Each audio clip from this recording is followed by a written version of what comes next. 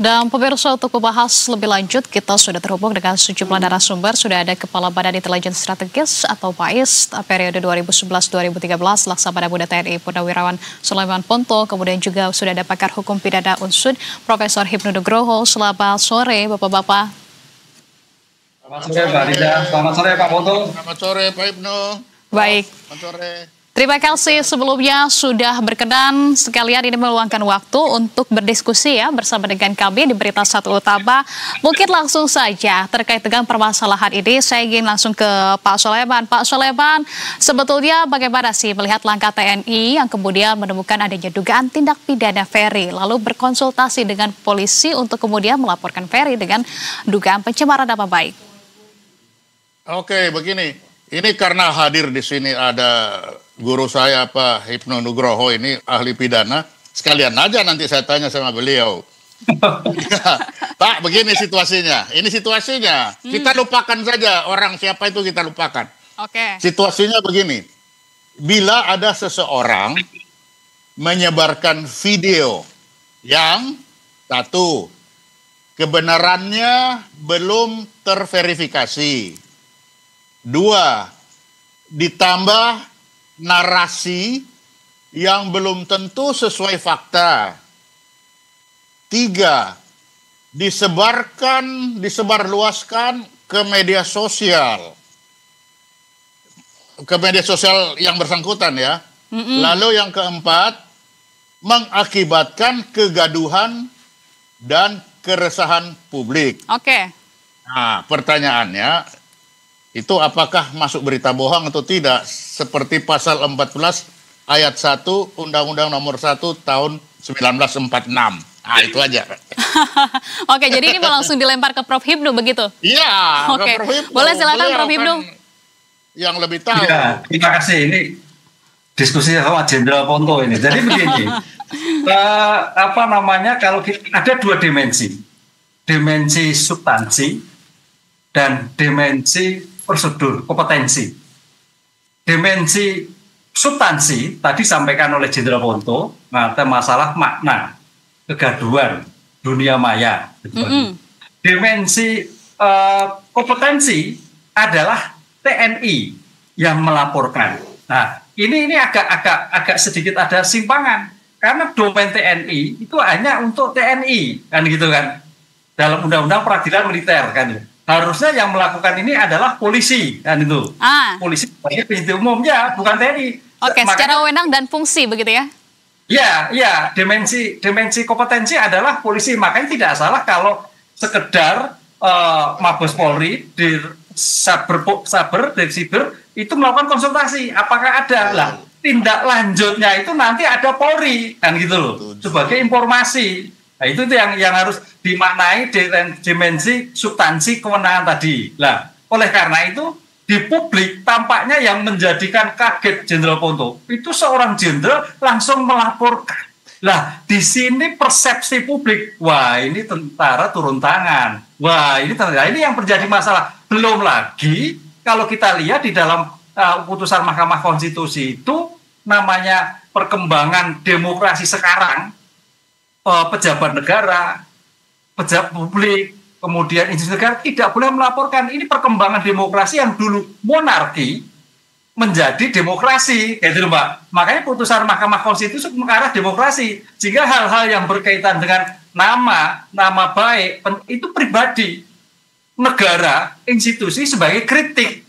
Nah, disitulah yang harus dipecahkan nanti. Apakah ini sebagai kritik, apakah sebagai fitnah? Apakah sebagai institusi, apakah sebagai pribadi. Nah, ini saya kira yang perlu dipecahkan sehingga terjadi suatu problem yang baik, menjadi adem, tidak dicampur baur dengan masalah-masalah yang lebih besar gitu. Oke, kalau terkait dengan substansi pelaporannya tersebut begitu ya, mungkinkah apakah ini kemudian pencemaran nama baik atau lain sebagainya, ini kita kesampingkan dulu. Tapi secara dari kalau yang Anda sampaikan, Prof. Hipnu, apa kemudian bedanya ketika memang Jenderal mendatangi Polda Metro Jaya begitu untuk berkonsultasi dengan jika nantinya ini kan sudah ada indikasi akan membuat laporan begitu, atau ini yang terlalu cenderung lebih cepat dikonsumsi oleh publik begitu, diasumsikan oleh publik? Ya, menurut saya tampaknya seperti itu ya. Jadi kehadiran militer ini kan kemarin ramenya karena undang-undang militer juga rame kan gitu kan. Kemudian dalam situasi kemarin juga ada suatu benturan-benturan. Kemudian yang hadir 3 jenderal dan Puspom, kemudian siber lah. Menurut saya kalau memang lebih baik lagi mungkin lebih baik dan Puspom penyidik, karena kewenangan sebagai kompetensi adalah POM TNI yang melihat suatu perkara tersebut dalam sebagai penegakan hukum yang kemudian disampaikan kepada Mabes Polri untuk apakah ini bisa diselesaikan atau tidak selesaikan. Jadi ini suatu yang tidak fair, hanya miss saja sebetulnya. Karena missnya itu karena tokoh jenderal-jenderal sampai turun ada apa? Jangan-jangan ini bagian dari represi. Bagaimana jangan ada pembungkaman? Tidak salah masyarakat seperti itu. Nah, oleh karena itu dalam hal seperti ini saya kira nanti Pak Pauto bisa menyampaikan ini udahlah, ini sudah selesai. Saya kira perkara-perkara ini diselesaikan dengan alternatif. Mungkin Mas Ferry juga ya sudah, itu bagian pemikiran, bagian dari suatu makna. Kalau memang tidak ya selesai, kita nggak ada jawab. Ini yang terjadi. Jadi jangan sampai berkepanjangan masalah seperti ini. Toh akhirnya juga permasalahan sudah selesai. Jadi jangan sampai permasalahan sudah selesai, perkaranya belum selesai. Wah ini repot ini nah gitu. Oke, Pak Soleman. Ya, saya tambahkan ya. Iya, silakan. Saya tambahkan tadi. Jadi betul Pak Prof Hipnu tadi, kenapa itu Dansat Cyber yang ke sana? Karena dia yang menemukan. Jadi kan beliau menemukan, yaitu tadi, apa yang ditemukan? Bahwa itu ada video yang kebenarannya belum terverifikasi. Lalu ditambah narasi yang belum tentu juga sesuai fakta. Kemudian disebarluaskan sedemikian banyak di media sosial. Dan mengakibatkan kegaduhan dan keresahan publik. Itulah fakta-fakta yang disampaikan oleh Dansat Cyber. Nah, dengan harapannya itu tadi betul setelah sampaikan ke Polri, ini Polri ada begini.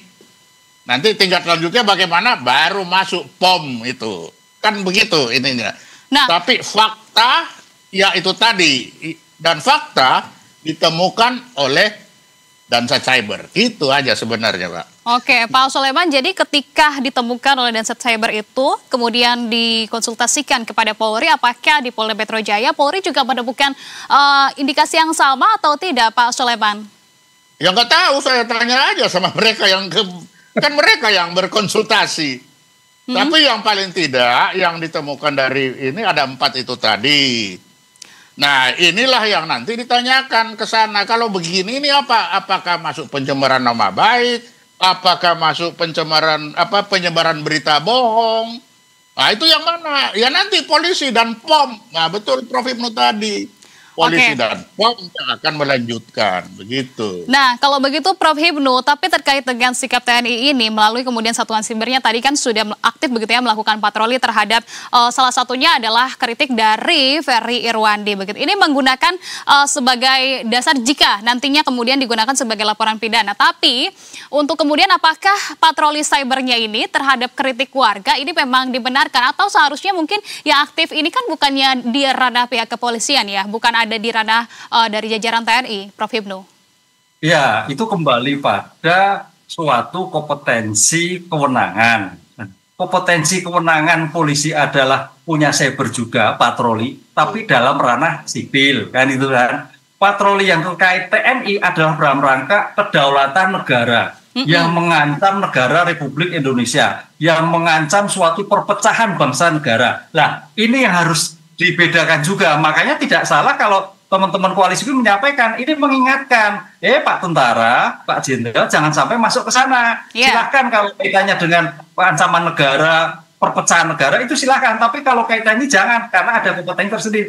Ini yang saya kira, saya melihatnya gini Mbak Anissa, semangatnya Pak dan Siber kan itu kan, semangatnya selalu tinggi kan itu. Tapi di sini kembali pada hukum itu ada yang ius constitutum adalah ius operatum lah. Ius operatumnya ini yang tampaknya agak sedikit gesekan sehingga masyarakat menjadikan loh kok begini. Nah itu yang terjadi. Jadi sebatas kalau untuk Dansat Cyber ini memang untuk kemudian berkonsultasi, memberikan informasi begitu, tidak dalam kapasitas untuk melakukan pelaporan. Enggak, karena sumber tindakan itu kan ada laporan, ada pengaduan, ada diketahuinya sendiri oleh masyarakat lah. Ini dan Cyber mengetahui kan gitu Mbak, mengetahui adanya suatu gejala itulah. Makanya itu karena kita bicarakan kompetensi kewenangan tadi, maka Danziber koordinasi dengan POM lah, POM nanti koordinasi dengan penyidik. Siapa sih orangnya, sipil atau militer? Kalau sipil kerahkan Polri, kalau militer ditangankan oleh militer. Ini yang pisahkan gitu.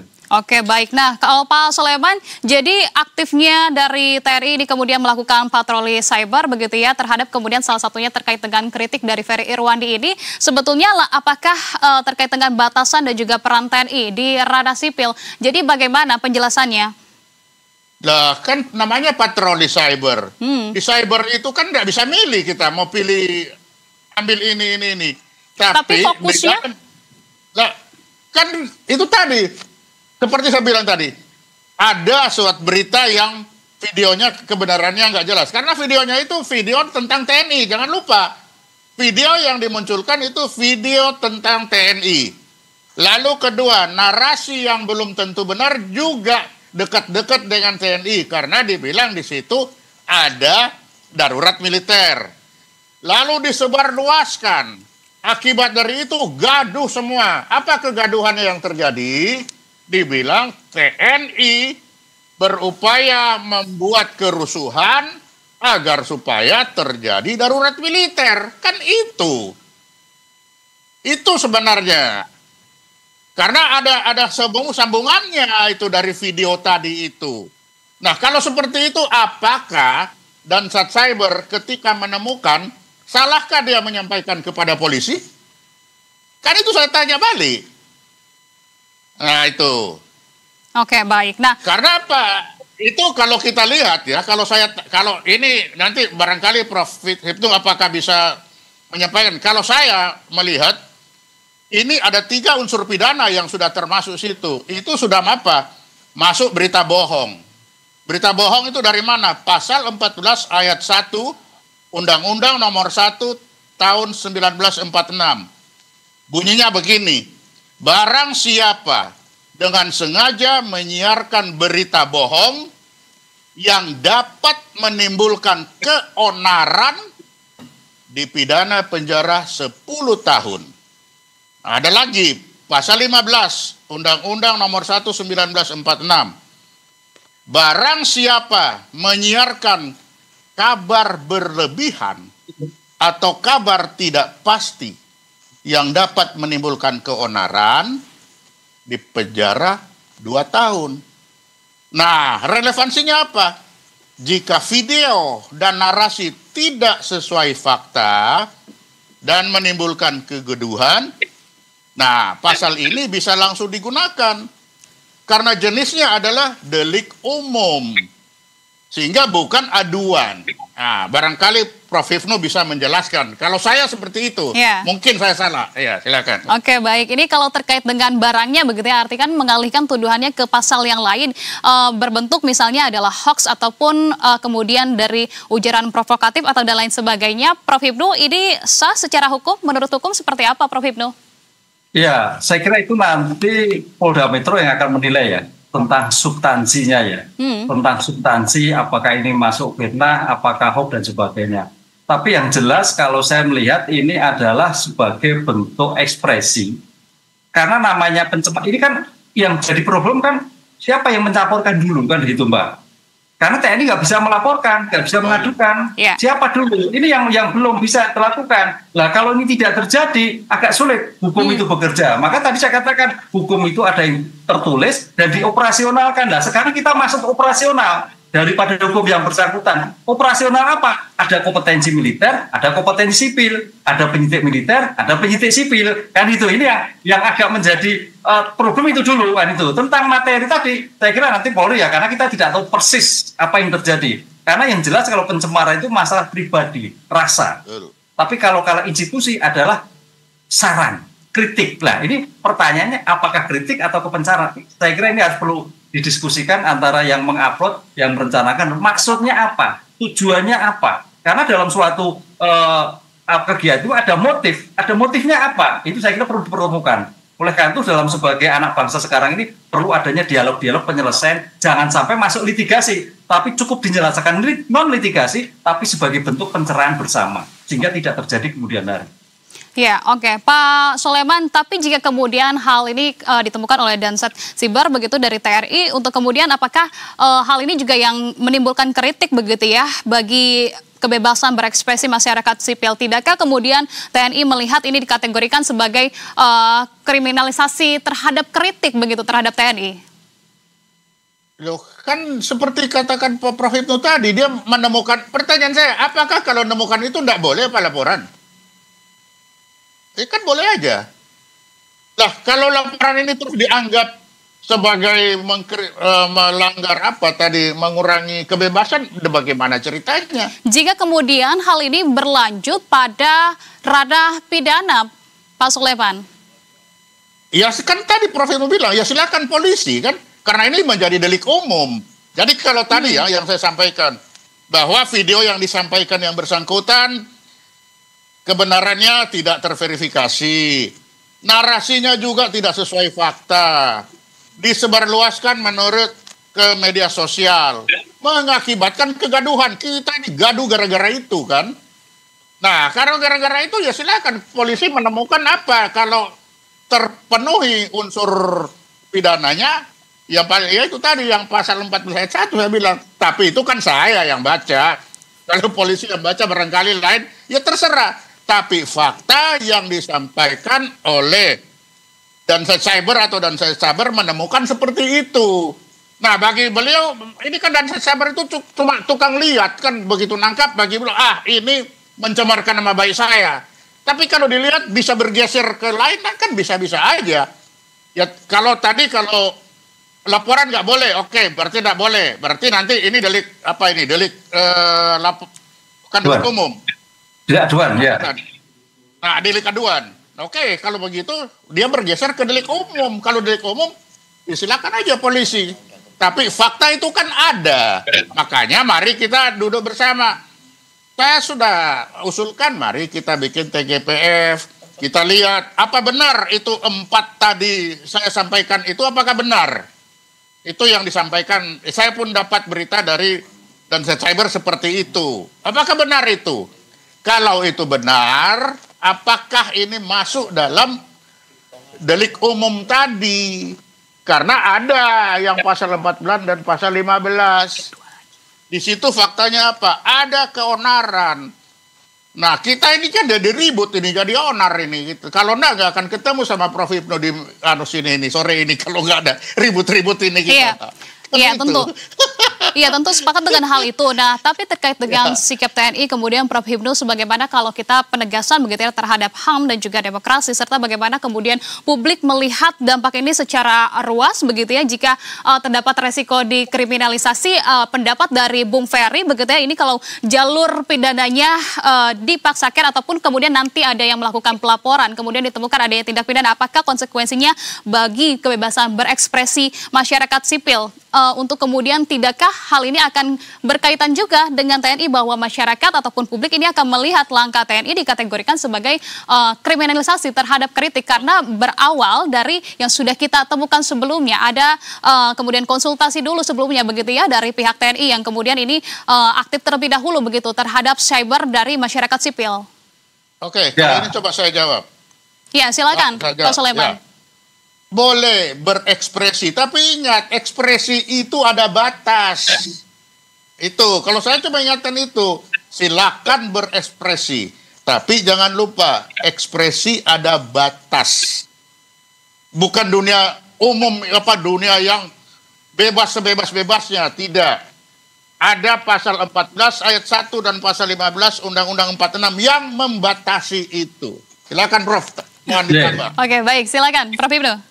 Ya, kalau saya begini ya, ini kan dalam situasi negara tanda petik kondisi ada suatu permasalahan problem.